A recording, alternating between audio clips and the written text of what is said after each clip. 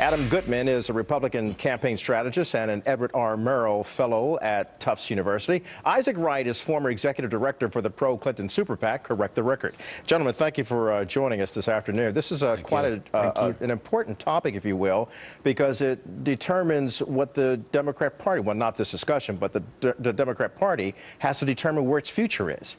Is it still in what they've been doing right now, Isaac, and that is attacking the president on possible collusion with Russia? Well, look, I don't think anybody is treating Russia as the primary message for the upcoming elections or for the Democratic Party. However, I do think Democrats and Republicans alike, for that matter, have a duty to serve our national security and our national interest. And right now, the evidence of Russian influence on our election and the potential for Russian collusion has demanded an investigation. Every politician in America, Democrat and Republican alike, has a duty to support seeing that through. That's why there's a grand jury right now.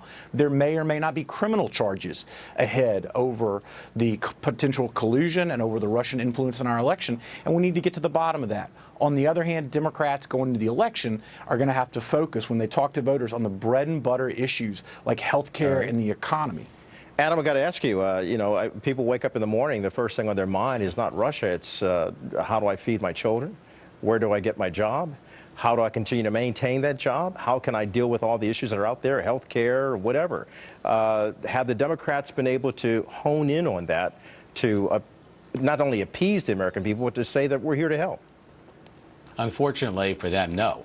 I mean, we saw the numbers in the Democratic Party in terms of popularity dip to one of the all-time lows earlier this year.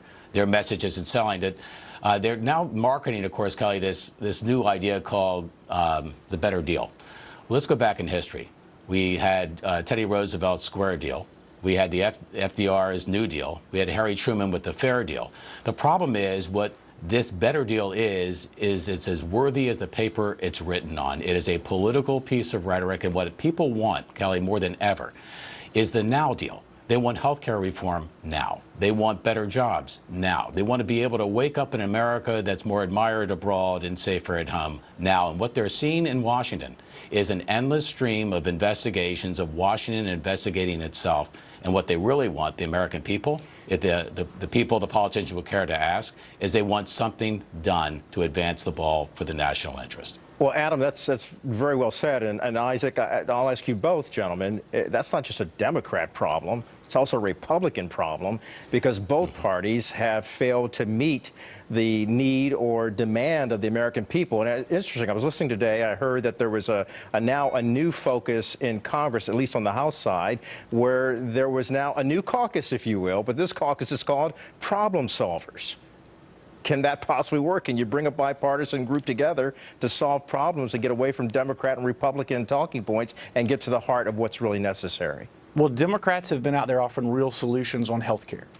That has been the point from Democrats all along. Republicans would argue that they've done the same thing, though. But they haven't, and we all know that good and well. Republicans tried to repeal the greatest advancement in our healthcare system in modern history that has brought the number of the uninsured in this country to the lowest point in American history. And Republicans wanted to do away with that and take healthcare away from 20 to 30 million Americans, depending on whose estimate you go with.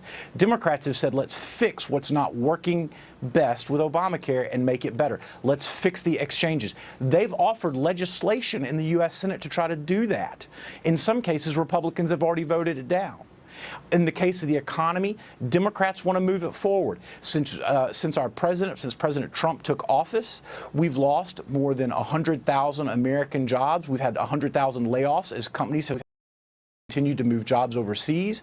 And in 43 states in this country, wages are on the decline. They're only on the increase in 7 states. And on that tiny fraction of the states where income is increasing, it's increasing at a quarter the rate it's decreasing in the vast majority of the country in 43 states. These are the things that Democrats are addressing and that the election is going to be about. Adam, I can hear a lot of Republicans right now saying, well, that's not true. They would be saying that it's not true because for this reason, Republicans are doing such and such. But are the Republicans doing enough to actually be able to counter what Democrats have criticized them on? Well, that's a great question. Let me just say, though, on health care, that Democrats first sat on their hands, and now they're raising their hands like they want to get involved in a solution that affects everybody.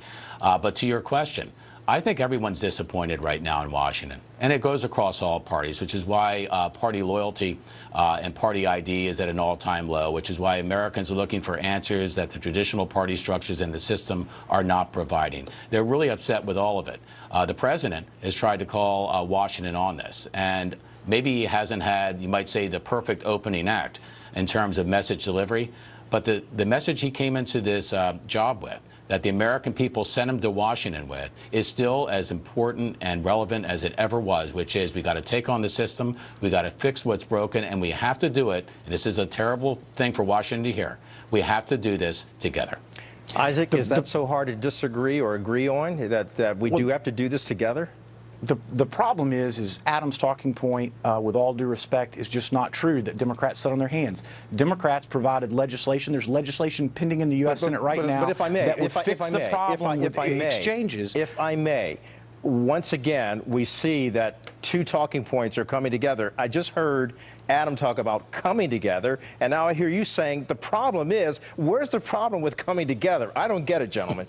All right, then let's come together and pass the bill Claire McCaskill filed to fix the exchanges that Adam says doesn't exist. It's there. It's on the floor. It's ready. I trust you're going to bring the votes. All right, I got to leave it there. Adam, good to talk to you. Thanks Isaac, so much. good to talk to you as well. But Thank you, Colin. I come together. It's time. Amen. All right. Amen. Thank you both. A bipolar kindergarten teacher missing from Northern California has been found alive nearly 3 weeks after crashing her car. Her name is